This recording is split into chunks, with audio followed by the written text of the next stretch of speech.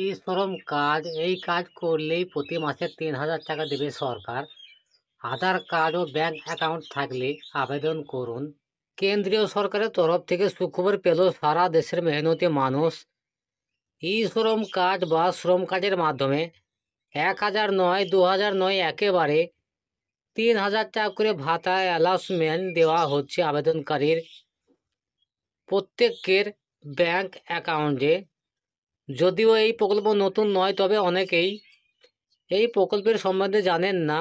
বিশেষ করে গ্রাম ও প্রান্তিক মানুষদের কাছে অনেক সময় অনলাইনে বিভিন্ন খবর জানা থাকে না।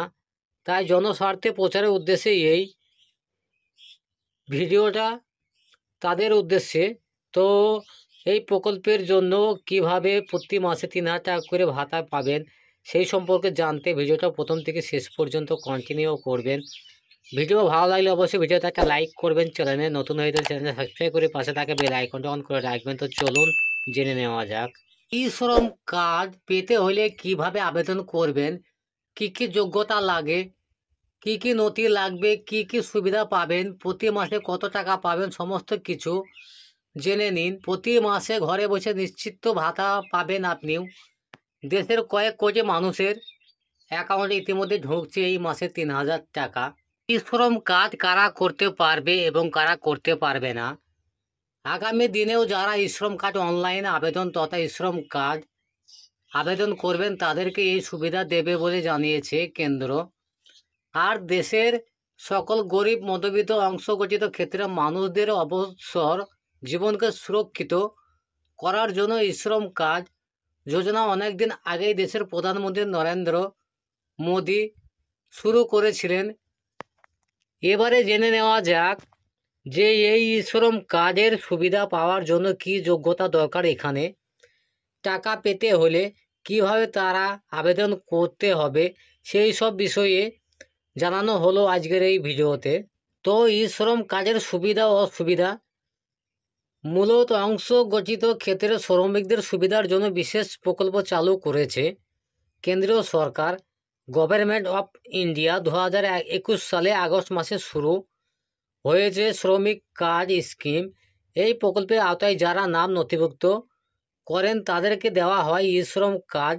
এই প্রকল্পের অন্যতম প্রধান উদ্দেশ্য হলো বিভিন্ন ক্ষেত্রে যত অংশগঠিত শ্রমিক বা কর্মী আছেন তাদের তালিকা করা হয়েছে।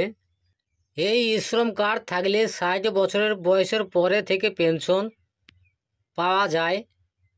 মেনে নানা রকম আর্থিক সুবিধা এবং সুরক্ষাও এই কার্ড পাওয়ার জন্য আবেদন করতে হয় ই শ্রম যোজনা।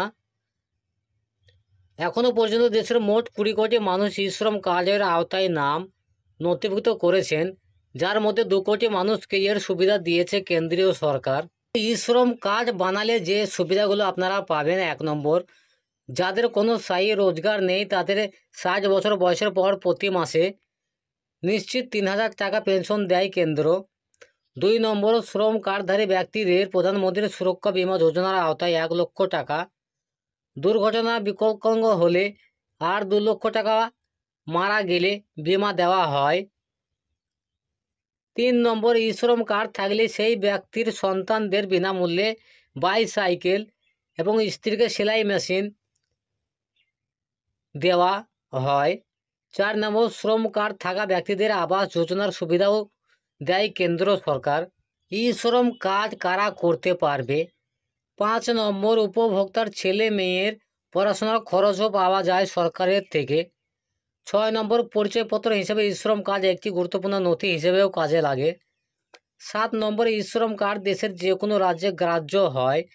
8 নম্বরে, এছাড়াও এর সঙ্গে রেশন কার্ড লিঙ্ক করা থাকলে দেশের যে কোনো প্রান্তে রেশন নিতে পারেন আপনিও।